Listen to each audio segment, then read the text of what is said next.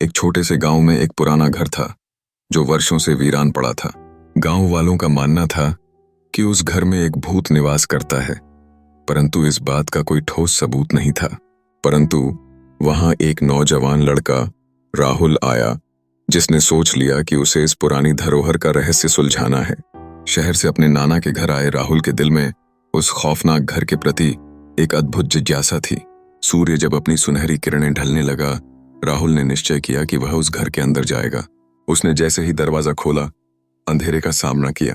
घर की दीवारों में फैली चुप्पी उसे और भी अधिक चौंका रही थी।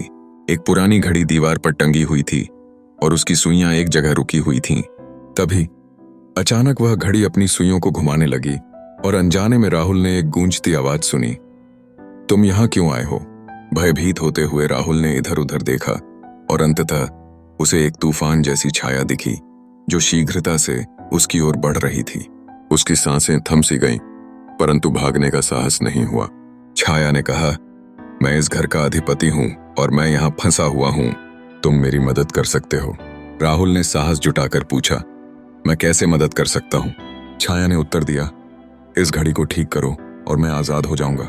राहुल ने घड़ी को छुआ और अचानक उससे एक नई दुनिया की यात्रा शुरू हुई। वहां एक बूढ़ा आदमी कुर्सी पर बैठा था। बूढ़े ने कहा, तुम मेरी अंतिम आशा हो।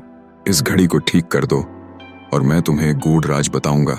राहुल ने घड़ी की सुइयों को ठीक किया और जैसे ही घड़ी फिर से चलने लगी, बूढ़े ने कहा, यह घर एक खजाने का रास्ता है, लेकिन यह केवल वही पा सकता है जो सच्चाई की खोज में है।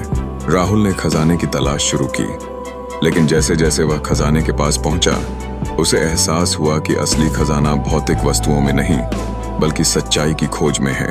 उसने अपने चारों ओर देखा और अपने अनुभवों से सीखा कि जीवन का सबसे बड़ा खजाना ज्ञान और समझ में है। कहानी का अंत रहस्यमय हो जाता है। जहां राहुल खजाने का पता लगाता है या नहीं, यह सब दर्शकों की कल्पना पर निर्भर करता है।